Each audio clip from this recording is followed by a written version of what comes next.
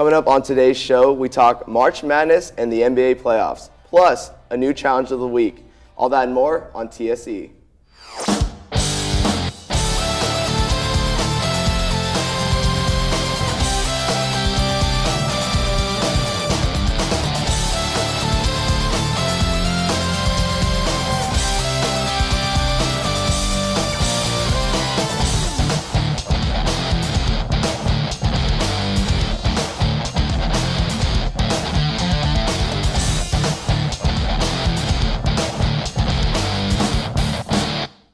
Welcome to the Sports Experience, the debate show that gives you a different perspective on sports. I'm your host, Robin Ditch, and joining me, as always, are Brad Heglin and Derek Pierce.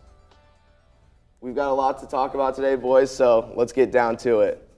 We begin with the NCAA tournament. It's March, which means it's March Madness.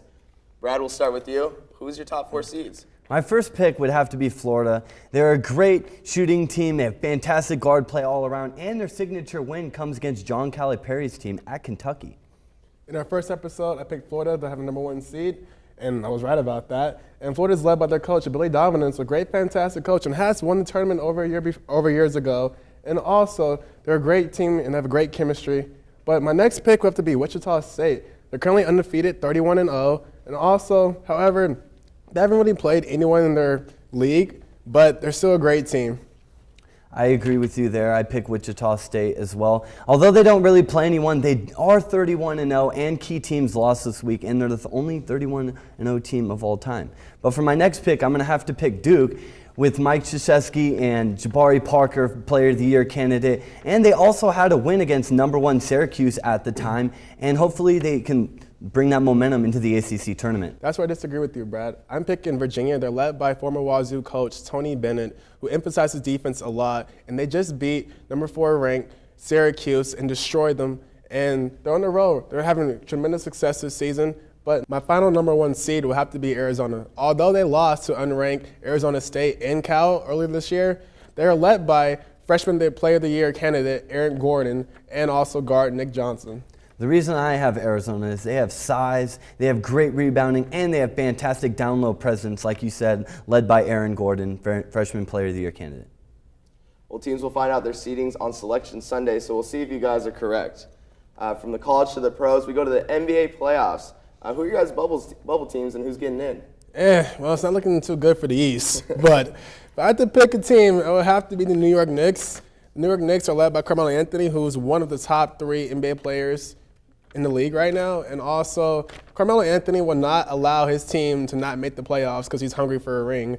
But with Raymond Felton, if he can focus on basketball and kind of get away from the gun charges he really recently got and plays great basketball, it could be good. And also with Iman Shumpert and J.R. Smith, if they can focus on their shooting and be more consistent, it will be very good as well. Also, if Amari Stoudemire and Tyson Chandler are healthy, I think the Knicks can make it far in the playoffs. But my West team will have to be the Memphis Grizzlies. They're a solid team. Mike Conley is a point guard, and it's a very solid point guard. But you have to really factor in Zebo, Zach Randolph, and Marc Gasol. They can attack the paint offensively, and they can get rebounds defensively as well, too. They also have a great defense and are 3rd ranked in points allowed per game. The team I have for the East is the Cavaliers. They're my bubble team. It's because the Atlanta Hawks, the team above them, is not playing very well these last 10 games. They've only won 1. And also the Cavaliers are led by young gun Kyrie Irving. And also they have Spencer Hawes down low to get him rebounds. So that should help. But they have to keep playing consistently throughout the year if they want to make the playoffs. But for my team in the West, I would have to pick Minnesota because they're led by superstar Kevin Love, who's been playing great all year long, but for them to make the playoffs, they got to get help from their supporting cast throughout the rest of the season if they want to make it. And it will be a tough road to the top for Minnesota. Speaking of a tough road to the top, Devin is with our athletes at WSU's Rec Center for the Challenge of the Week. Devin? Thanks, Robin. We're here at the Washington State University Rec Center, and as you can see behind me, our challenge of the week is the rock wall. We're here with our challenge athletes, Ashley and Alex. Guys, how do you feel about climbing? Alex? You know, I'm pretty excited about this. Just got done working out, so we'll see, how tired I am climbing up that. But, I'm pumped for this. And Ashley? I'm actually really nervous. I'm not really a big fan of heights, but we'll see how I do. As you can see behind me, they're going to be climbing the navy darker blue path. The guy in the red shorts that is currently on that path right now. Based on looking at that path, do you guys have any experience that would help you with this? I went rock climbing once when I was 12, so We're going to count it as Yeah. experience. We're going to count it. I mean, I went practicing when I was a kid. My parents sent me off to rock climbing practice, so I'd say I'm pretty experienced, but we'll see how I do. Interesting. Just as a reminder, we are currently tied with our challenges of the week. This is the third challenge. Ashley won the first challenge with a field goal kick, and Alex was the only person to put up points in the curling challenge. Any friendly competition going on now that we're tied? No, not at all. I intend on winning this thing, and I can't wait. A rebuttal? No, you're gonna go down. Don't worry. All right, we'll see who takes it and makes it to the top.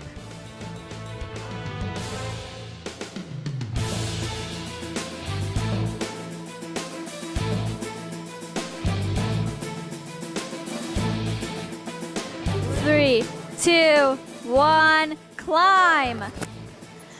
Now the goal is to stay entirely on the blue path, so only using the blue all the way to the top. Looks like it's going to be a little bit difficult, and Alex might have it a little bit easier because his wingspan is quite larger than Ashley's because he's a little bit taller. Rock climbing fulfills 4 out of 5 of the physical fitness requirements, such as muscle strength, endurance, flexibility, and Alex is currently at 30 seconds and he's about halfway up the wall. He seems to be doing better as he's getting further up the wall. The last physical fitness requirement was body composition. Rock climbing works the main muscles of your calves, shoulders, and abs. Alex almost near the top. Now to completely finish the challenge, he has to slap the number 2 at the top of the wall and then belay down. He is almost there, and we are at a minute currently.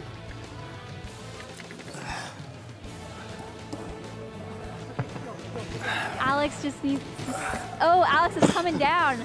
He's gonna have to get a little bit of a reset. And he's thinking about it.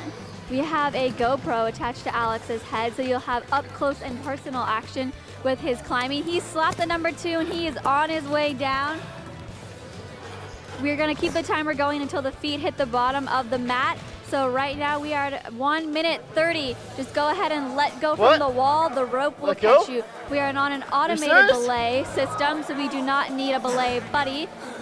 He just belays down, bouncing off the wall. Feet have to hit the mat, and he's gonna hit the mat at a minute 44.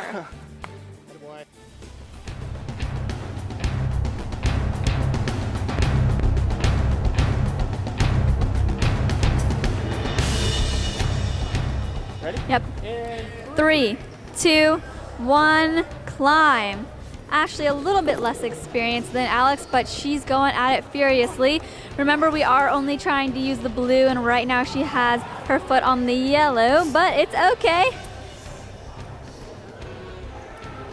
We're gonna climb up, and again, she has a GoPro attached to her head, so you can have live action as she is climbing up.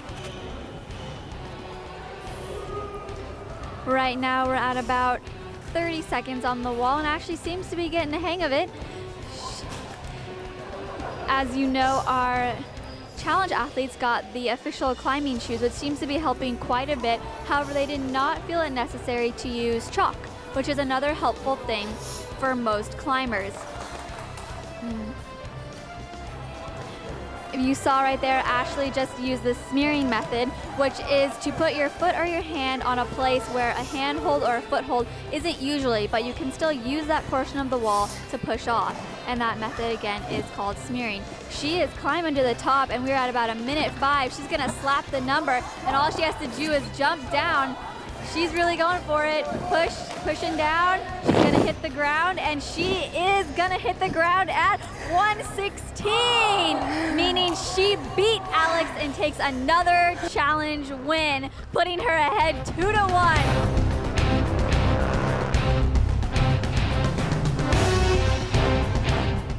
Ashley pulls out another challenge win by 29 seconds. Alex, you were pretty confident coming into today. What happened? Wow. Well, I'm not really sure. I just didn't climb fast enough. I didn't play the game I was supposed to play. I mean, I just didn't climb the right way. I was just all arms and no legs in there, and I didn't think that. I thought I was comfortable with my time, but clearly not. So yeah. Ashley, with the fear of heights, what technique worked for you that helped you win? How did you feel? I was just trying to get off that wall as fast as I could, so I figured the faster I get up, the faster I get down. So I am still shaking though. I'm pumped and I'm still nervous. I don't know.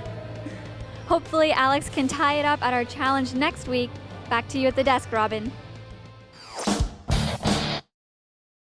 Wow, that seemed pretty high, and I'm afraid of heights, so I don't know if I could even get to the top. Yeah, I'm definitely scared of heights myself. I don't know if I could do that. You guys are a bunch of babies. It's not that tall. Grow a pair. Well, moving on to our next topic, we haven't seen a successful two-sport athlete since Deion Sanders, but recently Russell Wilson and Jameis Winston have been flirting with the idea.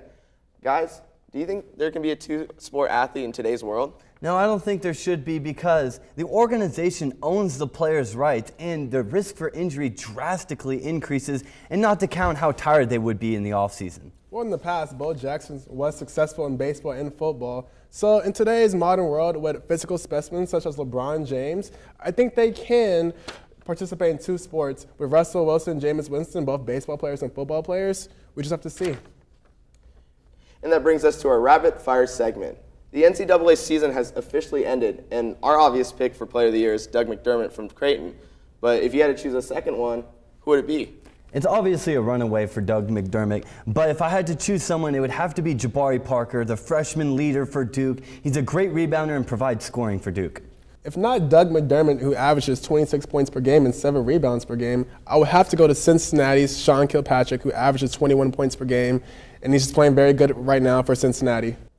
Okay, then who's your freshman Player of the Year? Obviously, it has to be Duke's Jabari Parker. He's the top scorer for them and one of the top reboundings for them as well.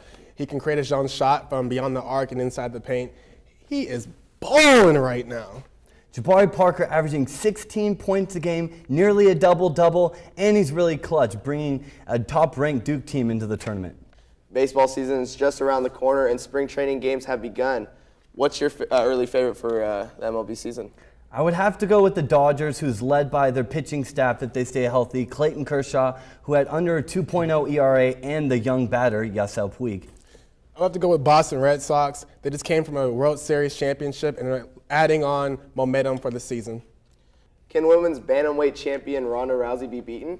No, the beautiful but yet scary Ronda Rousey cannot be beaten. She's 9-0. That means she's undefeated. Majority of her wins have been in the first round, and majority by submissions, but at least not in the near future. I don't see her losing. I say yes because a lot of UFC fighters have found out her submission moves, and for most of her wins, she only uses the armbar. Well, that brings us to our social media question of the week. Who has the best chance to beat Ronda Rousey for the first time? Will it be Jessica Ai, Sarah Kaufman, Alexis Davis, or Misha Tate? Let us know on Facebook or on Twitter at TSC Cable 8. Well, that's going to knock us out for tonight's show. Don't forget to join us next time as we have more sports field debates and a new challenge. For Ashley, Alex, Devin, Brad, and Derek, I'm Robin Ditch. Have a good night.